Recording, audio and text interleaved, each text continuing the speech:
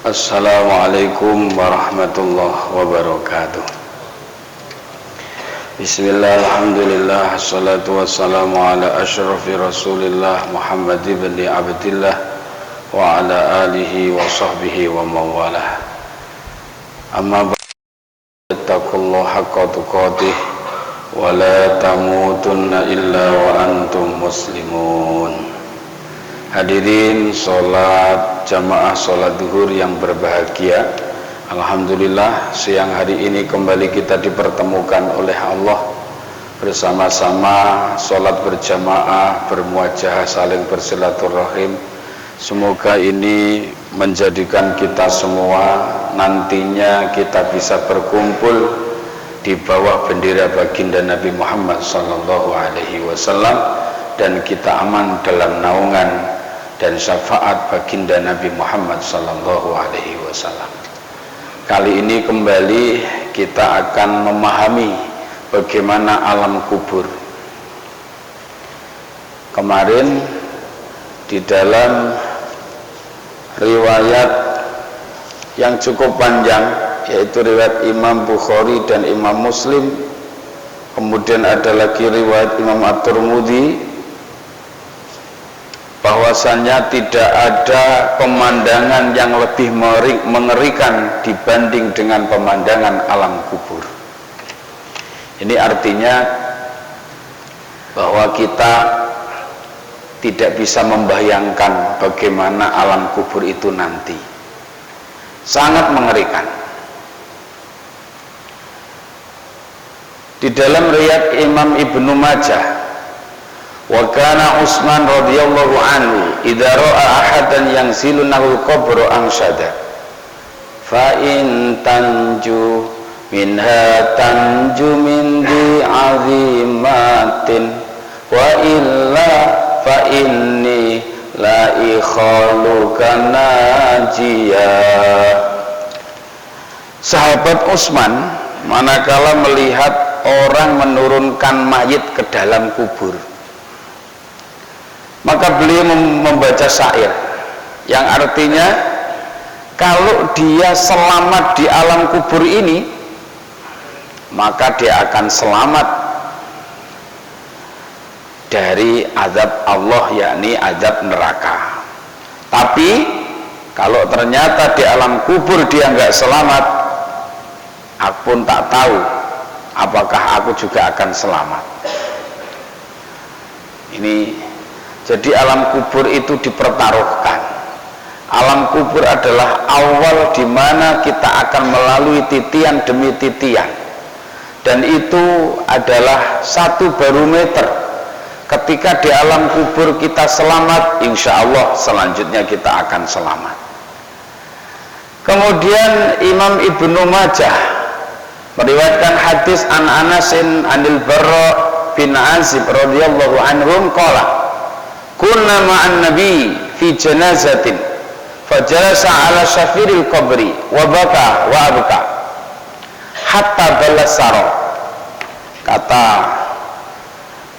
sahabat Anas, ini dari Barok, sahabat Barok bin Azib, berarti ini yang berkata sahabat Barok, kami bersama Rasul pada suatu jenazah, lalu Nabi duduk di pinggir kuburan. Lalu Nabi menangis dan membuat kami semua menangis, sampai-sampai saking banyak menangis maka tetesan air mata itu membasahi tanah. Lalu Rasul bersabda, ikhwani limisli hadza fa'aidu. Saudaraku, seperti inilah kalian harus bersiap-siap. Jadi alam kubur ini jangan dianggap remeh, dan semua kita pasti akan mengalami. Kita akan ditaruh di dalam kubur sendirian. Semua yang kita cintai di dunia kita tinggalkan, pekerjaan yang kita cintai kita tinggalkan, harta benda yang selama ini dikumpulkan ditinggalkan, orang-orang yang kita cintai, saudara kita, keluarga kita, istri anak kita, tinggal semua.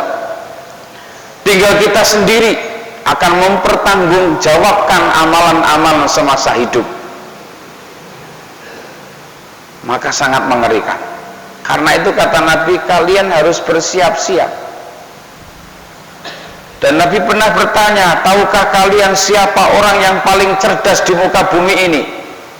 Sahabat menjawab sesuai dengan persepsi masing-masing. Yang ahli geologi, yang ahli infrastruktur, yang ahli matematika, segala macam. Kata Nabi, bukan itu yang aku maksud. Orang yang paling cerdas adalah orang yang beramal mempersiapkan diri untuk kematiannya. Itulah orang cerdas. Kenapa dianggap cerdas? Kembali saya sampaikan, dunia ini kan hanya tempat transit, bukan tempat yang abadi, hanya sebentar saja. Maka kalau orang itu cerdas, pasti dia akan siap-siap untuk tempat yang abadi, bukan tempat yang sifatnya hanya sementara. Qala Syekh wa rawal Bukhari wa Muslimun wa Abu Dawud wa Nasa'i annahu sallallahu alaihi wasallam qala innal abda idza wudi'a fi qabrihi wa tawalla anhu ashabu annahu la yasma'u khafqa qara'ini alih.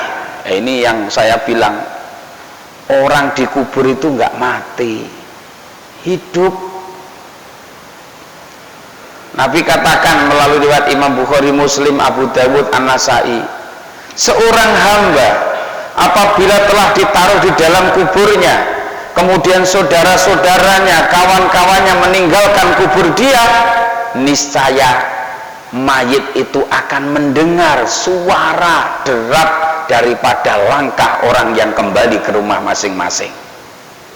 Loh, kalau mati harusnya nggak dengar, ini dengar. Suara sendal kita, sepatu kita, dengar.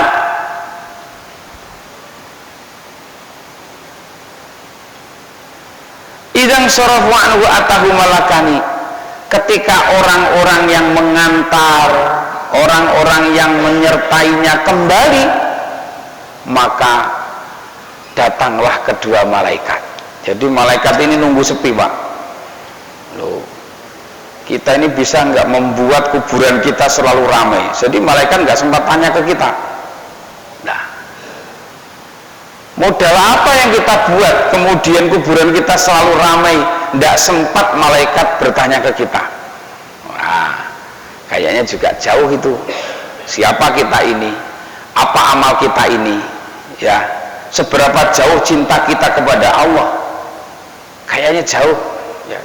Palingan model kita ini orang nganter cepet-cepet pulang, atau kadang malah nggak nganter ke kuburan. Nah,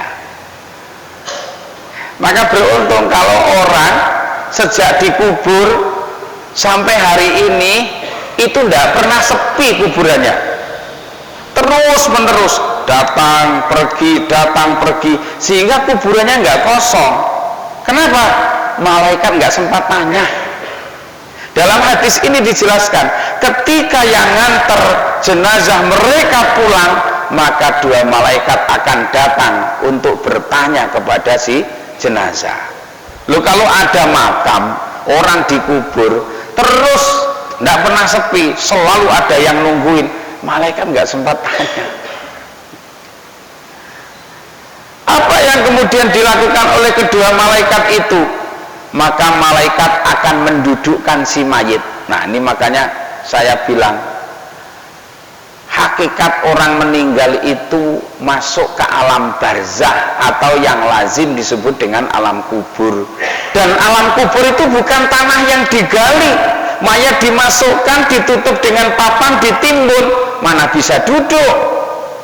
Bukan itu bagian dari alam dunia. Alam barzah lain, mayat akan didudukkan oleh kedua malaikat, yaitu Mungkar dan Nakir. Lalu kemudian malaikat itu akan bertanya kepada si mayit. Sebelum masuk pertanyaannya apa? Bagaimana ciri-ciri yang namanya malaikat Mungkar dan Nakir? Namanya Mungkar, artinya dibenci. Sebab nggak ada wujud yang melebihi buruknya malaikat mungkar. Sampean mungkin pernah membayangkan genderuwo, bukan apa-apa, mah itu kayak orang hutan aja genderuwo itu. Sampean mungkin pernah melihat hantu yang hancur, nggak apa-apa itu, biasa aja. Mungkar ini sosoknya sangat buruk dan menakutkan, maka disebutlah dengan mungkar. Ciri-cirinya, rambut dia kaku, keras, tergerai panjang, menyapu jagat raya. Dari hidungnya, mulutnya, telinga keluar percikan-percikan api yang menyembur. Nafasnya menderu-deru bagaikan topan badai. Ucapannya menggelegar seperti halilintar. Coba bayangin saja, kalau kita ketemu dengan sosok seperti itu, kira-kira nyali kita kayak apa?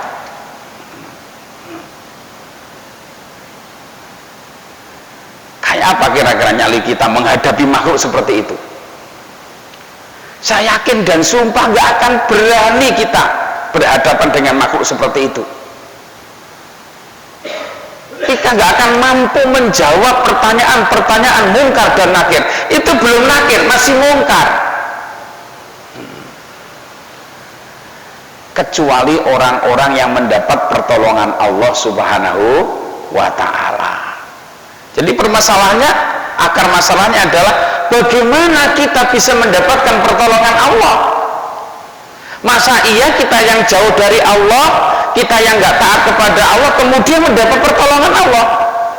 Wah, ya jauh. Maka tidak ada jalan lain kecuali kita harus mencintai Allah melebihi segala-galanya, dan kita mesti taat patuh kepada aturan Allah Subhanahu wa ta'ala. Lalu apa pertanyaan mungkar dan nakir? Pertanyaannya simpel, satu saja. Dalam riwayat ini yang ditanyakan, makun tatakul fi hadzal rajul Muhammadin. Coba apa pendapatmu? Mal mu'min fayakul, orang mukmin akan menjawab, asyhadu anna abdullah wa rasuluh.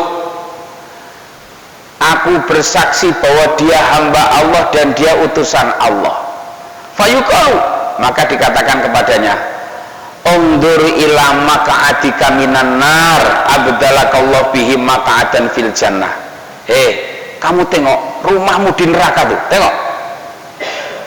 Dan sekarang sudah diganti rumahmu neraka, diganti rumah di surga. Maka orang itu kalau memang ahli surga, Pak, ya meninggalnya itu kayaknya bahagia, bukan sedih, bukan merana, ya. Sedih, merana itu tanda orang takut, ya. Nah. Bagaimana dengan orang yang kafir? Wa amal kafiru wal munafiq fayaqul la adri kuntu aqulu ma yaqulun nasfi. Kata orang kafir, aku tak tahu. Udahlah, kata orang apa, aku ikut aja lah. Fayuqalu la daroita wala talaita summa yudrobu bimitrokin min hadidin darbatan baina udunai. Maka orang kafir itu dikatakan, kamu nggak tahu, kamu nggak peduli, pukul menggunakan gada, pentungan dari besi.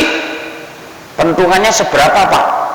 Seandainya golongan jin, golongan manusia dari yang awal sampai akhir ngangkat ini pentungan, nggak akan kuat, Pak. Dipentungkan kepada orang kafir, maka dia teriak, dan teriakannya sangat lantang, dan seluruhnya mendengar kecuali satu lain, jin dan manusia. Nah, ini hadis Nabi yang tahu gaib karena memang diberitahu oleh Allah. Nah, pertanyaannya kembali lagi, apa yang kemudian kita persiapkan? Mungkin ini dulu, kita akan lanjutkan besok lagi insya Allah kalau umur masih panjang. Semoga bermanfaat bagi kita semua untuk tawasau bil haq wa tawasau bis sabar. Ihdinas siratal mustaqim. Assalamualaikum warahmatullahi wabarakatuh.